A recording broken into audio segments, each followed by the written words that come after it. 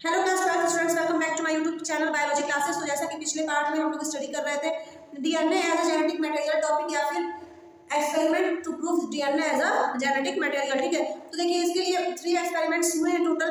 तो first experiment हम लोगों ने पढ़ लिया था, स्टडी कर लिया था ट्रांसफॉर्मेशन के बारे में, जिसमें कि फ्रेडरिक साइंटिस्ट ने क्या किया था, माइस के ऊपर आज सिस्टम के बैक्टीरियाज को यानी कि पैथोजेनिक और नॉन पैथोजेनिक बैक्टीरिया को हीट करके और नॉर्मल तरीके से भी इंजेक्ट किया था। ठीक है, और फिर पता चला था कि डीएनए क्या है, जेनेटिक मटेरियल है। ठीक है, तो अब हम स्टडी करना है सेकंड थ्योरी, सेकंड एक्सपेरिमेंट भी कह सकते हैं, जिसका नाम है बायोकेमिकल कैरेक्टराइजेशन और ट्रांसफॉर्मिंग प्रिंसिपल। ओके, तो देखिए ये कैसा एक्सपेरिमेंट है। देखिए इस एक्सपेरिमेंट को सॉल्व वेरी, ठीक है, डन बाय, ये experiment done by Oswald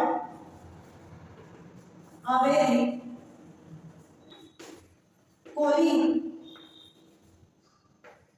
McLeod,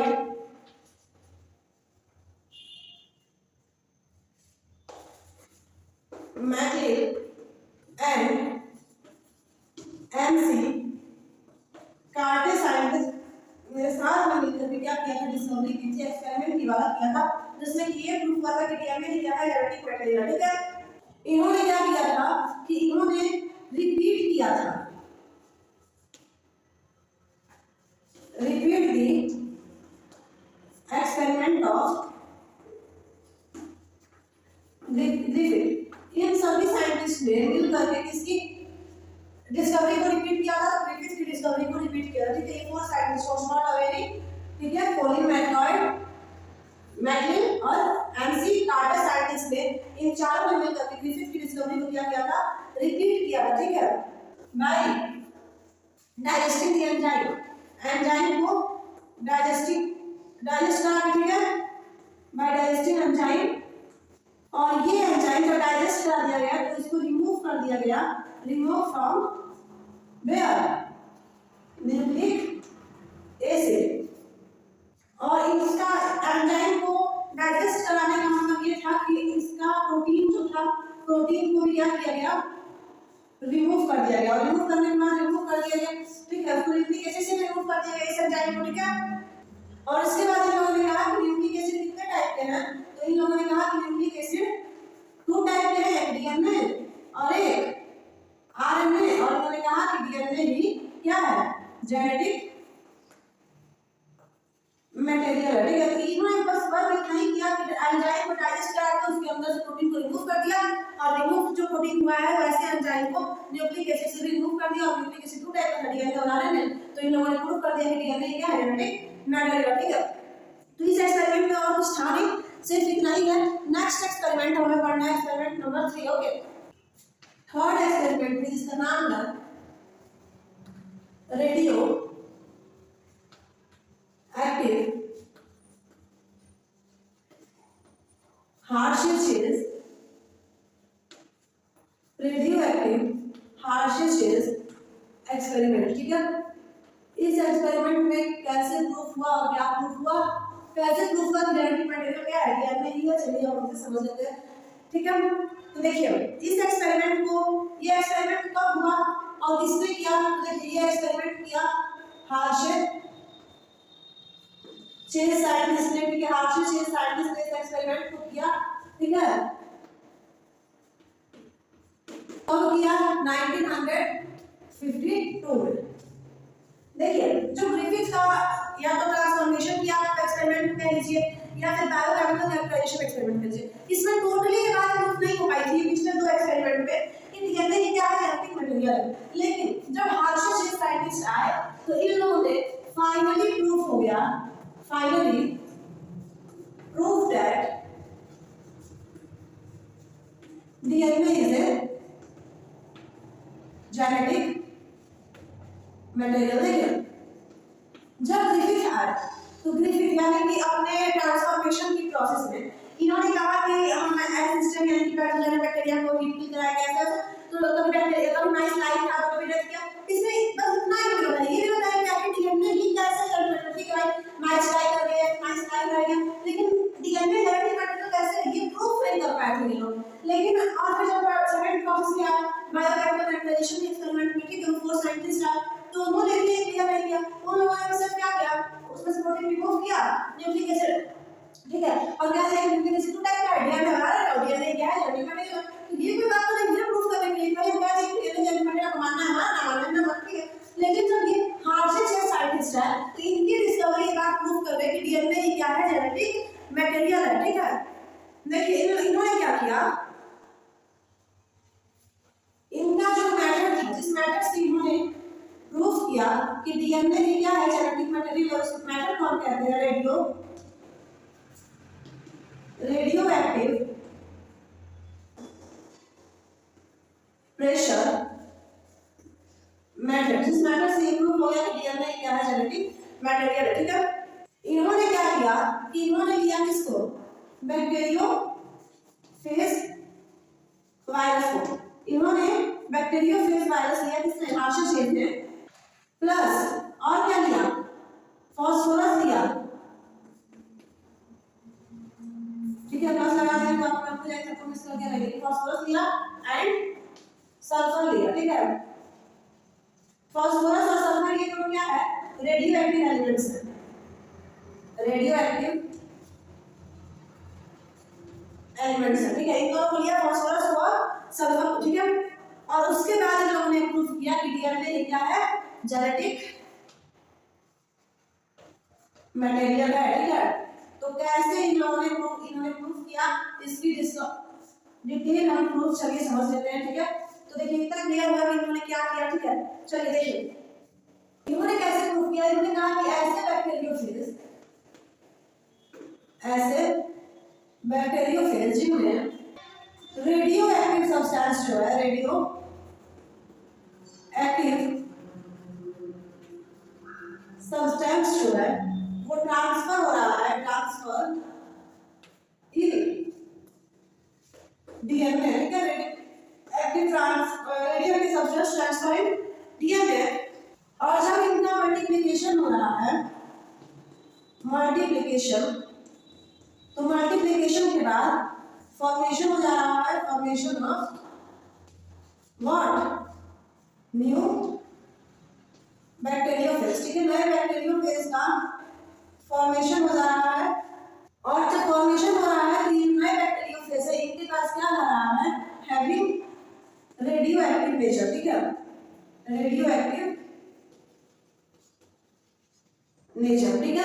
इतना क्लियर हुआ कि इन्होंने कहा कि देखिए बैक्टीरियोफेज जो है, those bacteriophage in which radioactive substance transfer in DNA after multiplication, it forming new bacteriophage virus which having radioactive nature, okay. Whereas another radioactive substance insert a protein coated under multiplication to form new bacteriophage which have not kept as radioactive nature, ठीक है। लेकिन इन्होंने ये कहा कि अगर हम इस बैक्टीरियोफेज रेडियोएक्टिव सब्सटेंस को ट्रांसफर कर देते हैं, देखिए फर्स्ट पॉइंट में इन्होंने ये कह दिया, ठीक है।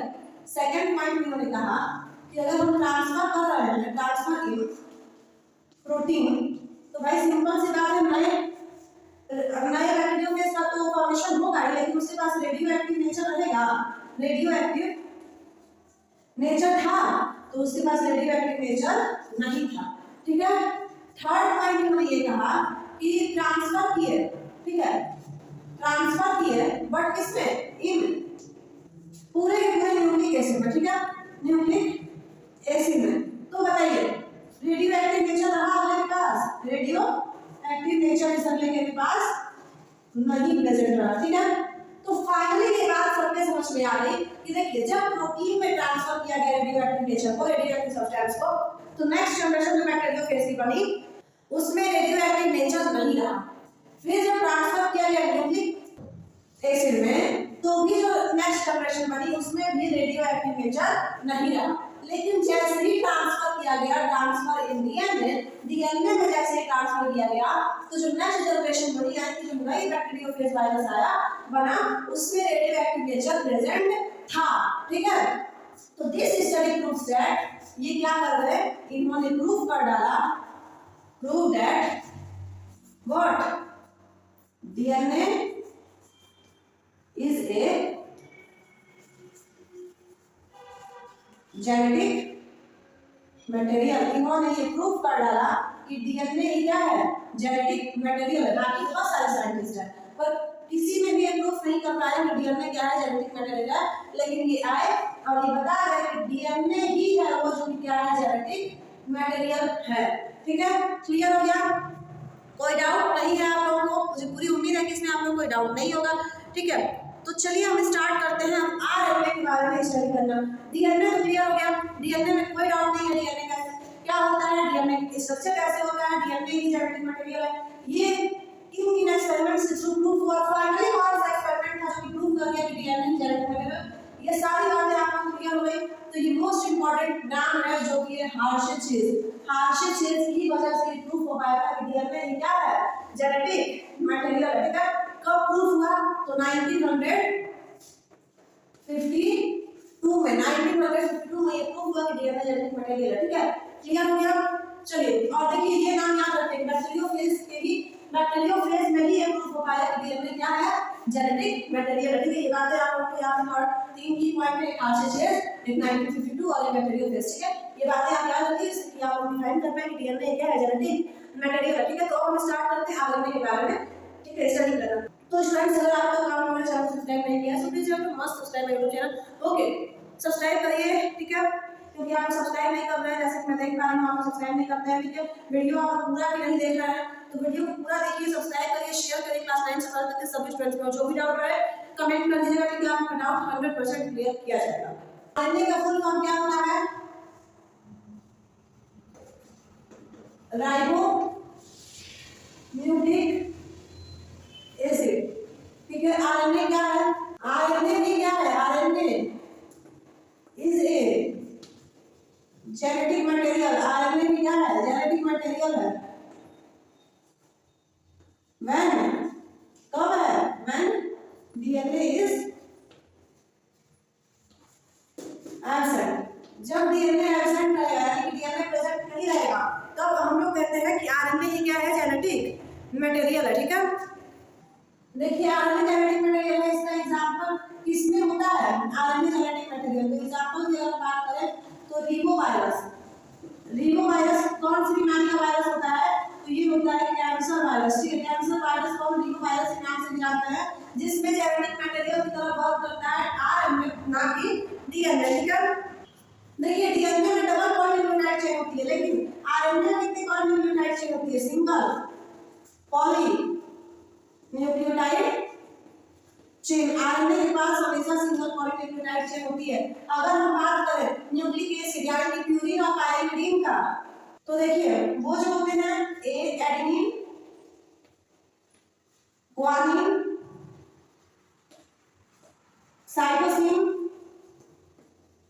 एंड यूरेसिल प्रेजेंट रहता है। ठीक है, और पॉलीन्यूक्लियोटाइड चेन जो होती है ये कंसिस्ट होती है किससे? पेंटोज शुगर से। ठीक है, इतना क्लियर हुआ? कोई डाउट नहीं है इतने में? अब देखिए यहाँ तक कि इसमें ऑर्थोफॉस्फोरिक एसिड, ऑर्थोफॉस्फोरिक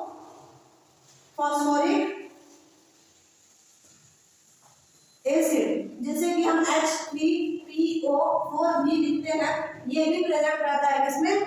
आरएनए में। ठीक है, और सुनिए आरएनए के बारे में, कहाँ प्रेजेंट रहता है आरएनए? अगर हम बात करें इसकी प्रेजेंस की, तो ये प्रेजेंट रहता है न्यूक्लियस में, न्यूक्लियस एंड साइटोप्लाज्म। न्यूक्लियस में भी प्रेजेंट रहता है और साइटोप्लाज्म में भी प्रेजेंट रहता है। कौन? आरएनए। आरएनए जो होता है परफॉर्म करता है, perform as a catalyst. Catalyst क्या होते हैं? जो रिएक्शन को आगे बढ़ाने का काम करते हैं। ठीक है, व्हेन प्रोटीन सिंथेसिस occur, जब प्रोटीन का सिंथेसिस हो रहा होता है, ठीक है, तब आरएनए वर्क करता है किस तरीके से? कैटलिस्ट की तरह। कैटलिस्ट का काम क्या होता है? रिएक्शन को आगे बढ़ाना। ठीक है, अब देखिए अगर हम बात करें टाइप्स ऑफ आरएनए की, it is of how many types? 3 types. ठीक है, आरएनए कितने टाइप का होता है? तो 3 टाइप का होता है। कौन कौन सा होता है? फर्स्ट होता है एमआरएनए। ठीक है, सेकंड होता है टीआरएनए और थर्ड होता है आरआरएनए। ठीक है, देखिए एक बात आप ध्यान रखिएगा, इसे हम लोग हमेशा स्मॉल में लिखते हैं। एमआरएनए, टीआरएनए, आरआरएनए हमेशा स्मॉल में लिखा जाएगा। ठीक है, कैपिटल में नहीं नोट करते हैं। ठीक है, चलिए हम समझते हैं एमआरएनए एक करके हम इसे समझ लेते हैं, ठीक है। सबसे पहले हमें पढ़ना है mRNA के बारे में, जिसे हम फुल फॉर्म क्या होता है mRNA का, तो मैसेंजर आरएनए। मैसेंजर का काम क्या होता है, मैसेज ट्रांसफर करना, ठीक है। तो इसे हम कहते हैं मैसेंजर आरएनए, फुल फॉर्म होता है एम का मैसेंजर, ठीक है। स्मॉल एम, ठीक है, याद रखिएगा आप लोगों से, कैपिटल नहीं है। इसे किसने डिस्कवर किया था, तो इसे डिस्कवर किया था जैकब एंड मोनेट साइंटिस्ट ने, जैकब एंड मोनेट साइंटिस्ट ने एमआरएनए की डिस्कवरी की थी। ये सिंथेसिस हो जाता है, इसकी सिंथेसिस कहाँ होती है, सिंथेसाइज्ड इन न्यूक्लियस, न्यूक्लियस में सिंथेसिस हो जाती है इसकी एमआरएनए की, कब, ड्यूरिंग ट्रांसक्रिप्शन मेथड, जब ट्रांसक्रिप्शन मेथड है उस समय पे इसकी सिंथेसिस हो जाती है ड्यूरिंग ट्रांसक्रिप्शन मेथड। क्या करने के लिए, हेल्प करने के लिए, किसकी है, आरएनए पॉलीमरेज एंजाइम की, ठीक है। आरएनए पॉलीमरेज एंजाइम की हेल्प करता है कौन, एमआरएनए ट्रांसक्रिप्शन की प्रोसेस में, ठीक है। इतना क्लियर हुआ। ये रिसीव करता है, रिसीव दी मैसेज, ये मैसेज भी रिसीव करने का काम करता है ड्यूरिंग, क्या करने के लिए, फॉर प्रोटीन, प्रोटीन सिंथेसिस के लिए मैसेज अगर रिसीव करने का कोई काम करता है तो कौन करता है, एमआरएनए ही करता है, ठीक है। आगे सुनिए एमआरएनए के बारे में। इसके अगर मॉलिक्यूलर वेट की बात करें तो इसका मॉलिक्यूलर वेट कैसा रहता है, higher than other to.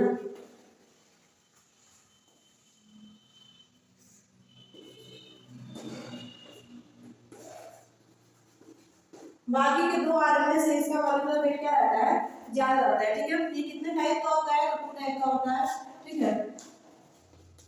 It is of two types. MRNA भी टू टाइप का, आरएनए टू टाइप का था, जिसका आरएनए थ्री टाइप का था, जिसका फर्स्ट पार्ट हम एमआरएनए स्टडी कर रहे हैं, और एमआरएनए भी टू टाइप का होता है। कौन कौन सा होता है, ठीक है, देखिए। एक होता है मोनोसिस्टोनिक एमआरएनए, ठीक है। एक होता है पॉलीसिस्टोनिक एमआरएनए, ठीक है। इन सभी का फंक्शन समझ लेते हैं। देखिए मोनोसिस्टोनिक एमआरएनए की अगर हम बात करें, इसके पास वन एंड होता है, ठीक है। किस काम के लिए, तो प्रोटीन के, मतलब ये एक एंड में प्रेजेंट रहता है, ठीक है, एक ही एंड में। और मोनोसिस्टोनिक एमआरएनए प्रेजेंट रहता है प्रोटीन सिंथेसिस के लिए, ठीक है। सिर्फ और सिर्फ काम प्रेजेंट रहता है वन एंड में, ठीक है।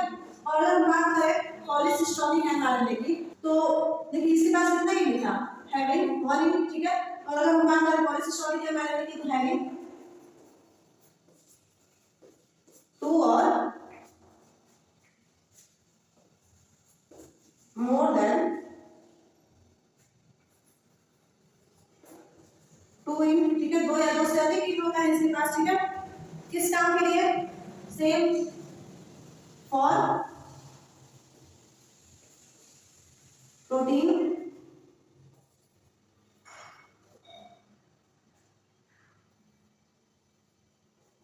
Protein synthesis, okay. इतना क्लियर हुआ। आप देखिए दो और भी पॉइंट है एमआरएनए के बारे में, तो चलिए हम इसे भी समझ लेते हैं, ठीक है। इतना तो क्लियर हो गया ना कि एमआरएनए टू टाइप के, मोनोसिस्टोनिक और पॉलीसिस्टोनिक, ठीक है। अब देखिए एमआरएनए के बारे में और भी दो पॉइंट है, इसे भी समझ लेते हैं। एमआरएनए कितना प्रेजेंट रहता है, सिर्फ और सिर्फ 2%, ठीक है। इसको आपको याद रखिए कि एमआरएनए सिर्फ और सिर्फ 2% प्रेजेंट रहता है, ठीक है। एमआरएनए आफ्टर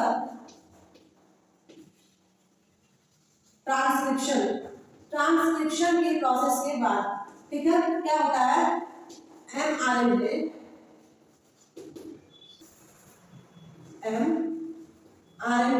ट्रांसफर हो जाता है।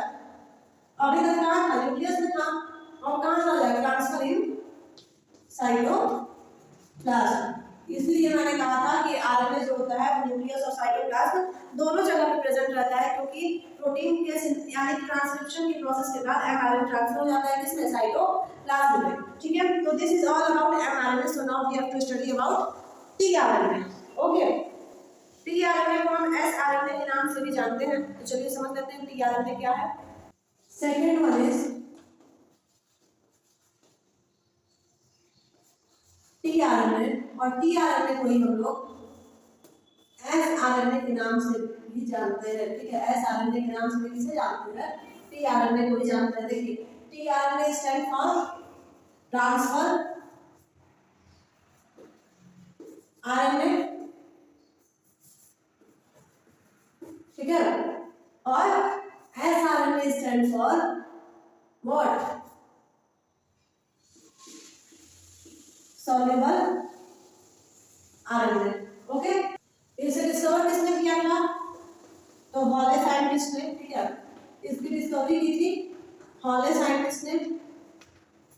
देखिए वो कितना परसेंटेज था, तो उसकी अगर बात करें एमआरएनए की, तो एमआरएनए 2% और ये कितना रहता है 50 to 60%। ठीक है, इस आरएनए के स्ट्रक्चर को, ठीक है, इसके स्ट्रक्चर को हम लोग क्लोवर लीफ मॉडल भी कहते हैं। क्लोवर लीफ यानी क्या, कमेंट करके बताइए। Clover leaf structure, clover leaf model का क्या होता है, क्लोवर का मतलब क्या होता है बताइए। ठीक है, देखिए क्लोवर कुछ खाने की चीज है, आप बताइए क्या होता है। ठीक है, या फिर देखिए मैं इतना भी हिंट कर देती हूँ, ये क्या है, कोई मसाला है। ठीक है, स्पाइस है जिसे हम लोग क्लव कहते हैं। ठीक है, तो देखिए कभी कभी इसका स्ट्रक्चर जो है ना वो एल शेप का भी हो जाता है, समटाइम अपीयर एज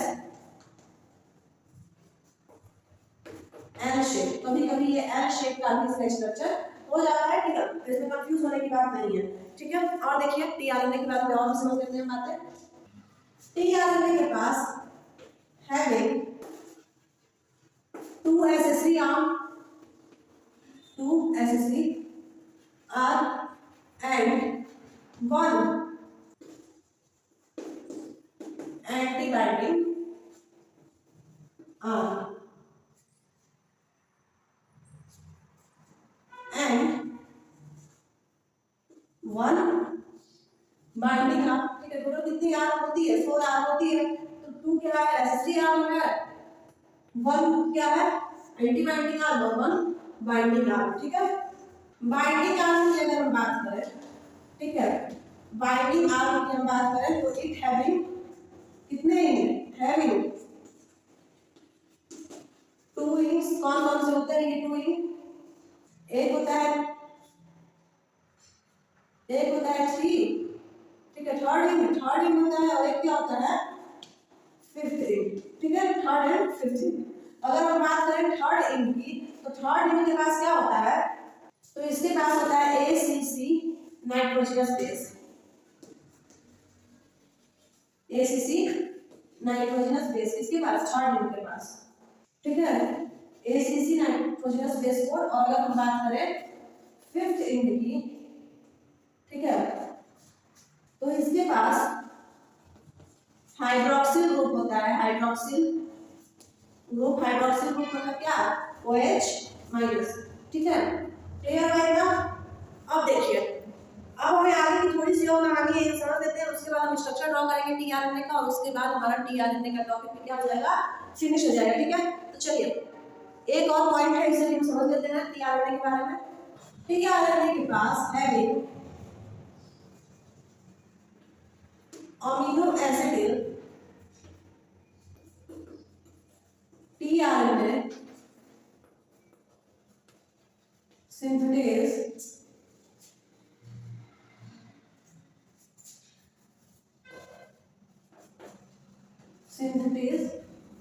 एंजाइम। ठीक है, टीआरएनए के पास क्या होती है, तो amino acid tRNA synthase enzyme होता है। ठीक है, the main function of tRNA is bind the amino acid. अगर हम इसकी बात करें फंक्शन की, तो इसका मेन फंक्शन कैसा फंक्शन, मेन फंक्शन क्या होता है, ये बाइंड करता है अमीनो एसिड कोड को।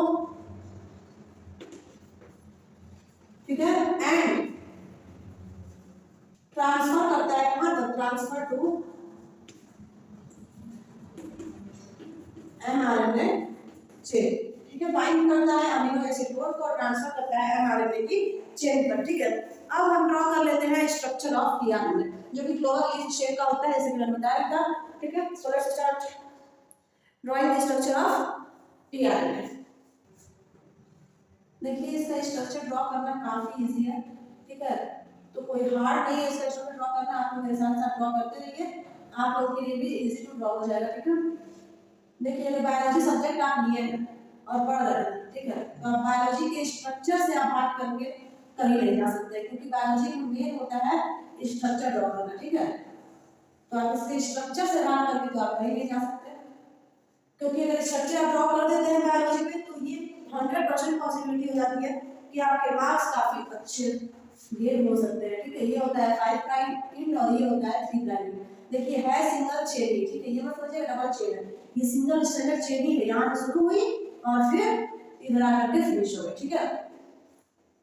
जैसे कि मैंने बताया था थर्ड प्राइम पे ACC कोड होता है, प्राइम पे OH माइनस ग्रुप होता है। यहाँ पे आपको थोड़ा सा इरेज करना है और यहाँ पे बना देना है, ये क्या है लूप, ठीक है। ये है anti binding arm, anti binding arm, और ये क्या है एसेसरी बाइंडिंग आर्म, और ये भी कौन सा आर्म है एसेसरी बाइंडिंग आर्म। और ये वाला जो आपका आर्म है ये कौन सा आर्म है बताइए, ये कौन सा आर्म है, तो ये है बाइंडिंग आर्म, ठीक है। क्लियर है ये टॉपिक, कोई डाउट नहीं है टीआरएनए में। तो चलिए हम स्टार्ट करते हैं आरएनए के बारे में स्टडी करना, ठीक है। आरएनए को भी हम समझ लेते हैं, उसके बाद आरएनए टॉपिक भी हमारा क्या हो जाएगा फिनिश हो जाएगा, ठीक है। जिसके बाद हम स्टडी करेंगे central dogma of molecular biology का एक थ्योरी है, ठीक है। चलिए हम समझ लेते हैं आरएनए के बारे में। Third one is RNA. RNA को हम किस नाम से जानते हैं, इसका फुल फॉर्म क्या है राइबोसोमल आरएनए, ठीक है। व्हेन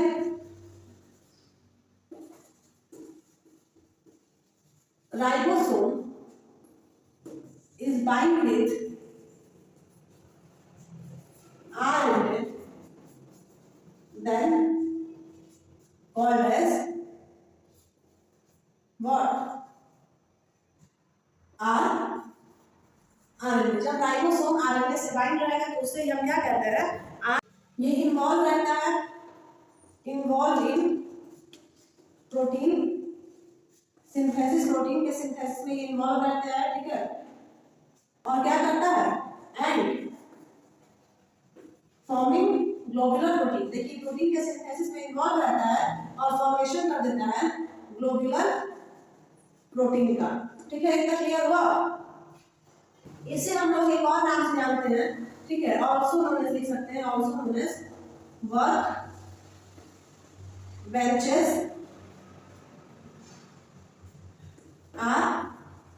आरएनए, ठीक है। और देखिए जैसा कि एमआरएनए 2% था, टीआरएनए 50 to 60% था, ये कितना होता है, ये 80% होता है, ठीक है। कितना होता है 80% प्रेजेंट रहता है टोटल आरएनए में, ठीक है। तो देखिए इतना तो क्लियर हो गया। अब आप लोगों के लिए वर्क क्या है उससे मैं बोर्ड पे मेंशन कर रही हूँ, आप लोग नोट कर लीजिए। उसका आंसर आप ढूंढिएगा, अगर आपको आंसर नहीं आप उसको नोट डाउन कर पा रहे हैं, अगर आपको आंसर आइडेंटिफाई नहीं हो पा रहा है, ठीक है, तो आप लोग कमेंट करिएगा, मैं आपको उसका आंसर बता दूंगी, ठीक है। तो आप लोगों के लिए होमवर्क क्वेश्चन है, ठीक है। क्या है वो, राइट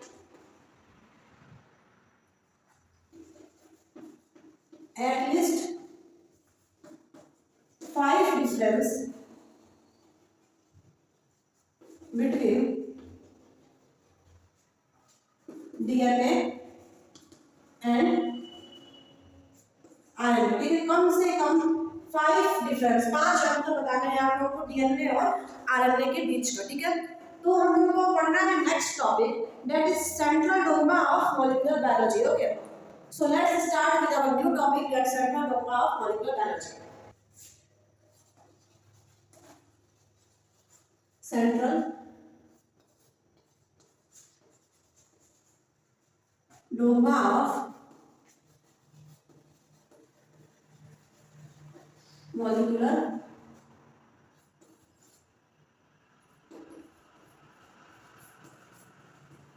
बायोलॉजी. मॉलिक्यूलर बायोलॉजी का सेंट्रल डोग्मा थ्योरी, हम इसके बारे में स्टडी कर लेते हैं. ठीक है, इसे किसने डिस्कवर किया था? तो इसकी डिस्कवरी की थी वाटसन ग्रीक साइंटिस्ट ने. ठीक है, इसकी डिस्कवरी की थी वाटसन ग्रीक साइंटिस्ट ने. ठीक है, कब की है इसकी डिस्कवरी? तो 1968 में. ठीक है, 1968 में वाटसन एंड ग्रीक साइंटिस्ट ने central dogma of molecular biology की डिस्कवरी की और उन्होंने कहा है कि प्रोटीन का सिंथेसिस जो होता है वो यूनिडायरेक्शनल होता है. ठीक है, इन्होंने बताया कि प्रोटीन सिंथेसिस जो होता है इज यूनिडायरेक्शनल. ठीक है, प्रोटीन सिंथेसिस क्या होता है? यूनिडायरेक्शनल होता है. ठीक है, सबसे पहले डीएनए से बनता है एमआरएनए और एमआरएनए से कौन बनता है? बनता है प्रोटीन. ठीक है, और देखिए डीएनए से एमआरएनए बनने की प्रोसेस को हम कहते हैं ट्रांसक्रिप्शन. ठीक है, और एमआरएनए से प्रोटीन बनने की प्रोसेस को हम कहते हैं ट्रांसलेशन. ठीक है, और ये पूरी प्रोसेस में हेल्प कौन करता है? तो हेल्प करता है आरएनए पॉलीमरेज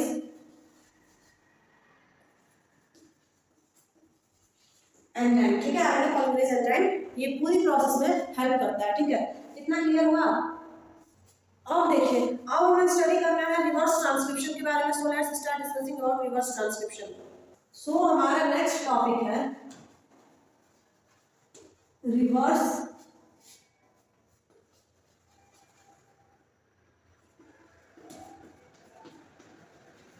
ट्रांसक्रिप्शन. ठीक है, रिवर्स ट्रांसक्रिप्शन क्या है ये हम समझेंगे अपने नेक्स्ट पार्ट में. ठीक है, तो अगर इतने में आप लोगों को कोई डाउट है तो आप लोग कमेंट सेक्शन में मेंशन कर दीजिएगा, आप लोगों का डाउट क्लियर किया जाएगा. ठीक है, और अगर अब तक आप हमारे चैनल को सब्सक्राइब नहीं किया है, चैनल को सब्सक्राइब करिए, वीडियो को लाइक करिए, बेल आइकन प्रेस करिए, शेयर करिए, कमेंट से करके सभी स्टूडेंट्स में. ठीक है, okay, stay continue. Thank you.